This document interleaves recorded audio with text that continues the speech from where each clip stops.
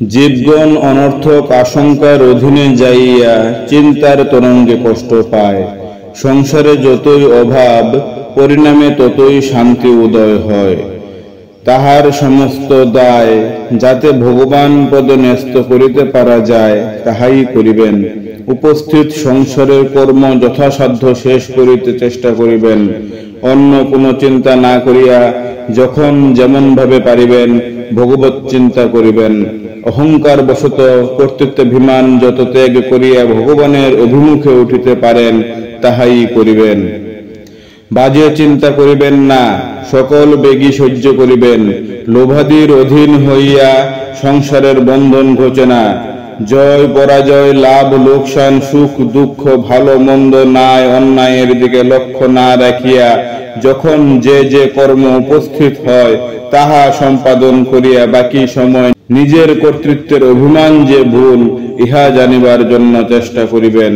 শরীরের উপরে যখন কাহার কোনো কর্তৃত্ব নাই তখন স্ত্রী, পুত্র, ভাই, বন্ধুর উপর কর্তৃত্ব কি করিয়া হইতে পারে? এই সকল বিচার করিয়া সর্বদা প্রাণ যাহা শরীরের সঙ্গে আছে তাহার দিকে লক্ষ্য রাখিয়া নাম করিবেন। নাক দিয়া যে শ্বাস প্রশ্বাস যায় তাহার প্রতি লক্ষ্য করিবেন। ধীর হইয়া বসিয়া যতটুকু সময় পারা যায় বাজে কথা না বলিয়া ওই নাম মনে মনে উচ্চারণ করিতে করিতে প্রাণের স্বরূপ জানিতে পারিবেন। সংসার মায়াময়, জীব বাজে চিন্তা করিয়া সময় কাটায়, তাহাই বন্ধন। নিরপেক্ষতার সহচর হইলে সুখ দুঃখ প্রারব্ধের দণ্ডাদি যন্ত্রণা হইতে নিষ্কৃতি পাওয়া যায়।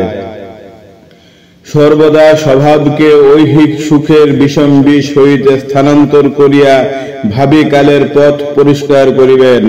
ঘরের সম্বন্ধই পরম বল, তাছাড়া যা কিছু তা ইহকাল পরকাল ত্রিকালেই দুঃখের গারদ সংশয় নাই। স্বধর্মে নিধনং শ্রেয়, পরধর্ম ভয়াবহ। গীতার বাক্য মিথ্যা নয়, ধর্মই পরম বল। একটু সহ্য করিয়া গেলে অপার আনন্দ উপস্থিত হয়। সংসার মায়াময়, মিছাভাবেই মুগ্ধ করে, তোর জন্য চিন্তা করিতে নাই। ভিডিওটি কেমন লেগেছে আপনাদের মতামত কমেন্টে জানাবেন। যদি এই ভিডিও থেকে আপনারা কিছু নতুন জানতে ও শিখতে পেয়ে থাকেন অথবা ভিডিওটি ভালো লেগে থাকে তাহলে প্লিজ ভিডিওটি একটি লাইক করে নিজের ফ্রেন্ড ও ফ্যামিলিতে শেয়ার করেন। এই চ্যানেলে নতুন হলে চ্যানেলটি সাবস্ক্রাইব করে বেল আইকনটি প্রেস করে অল নোটিফিকেশন অপশনটি সিলেক্ট করুন। দেখা হবে অন্য কোনো নতুন ভিডিওতে। নমস্কার।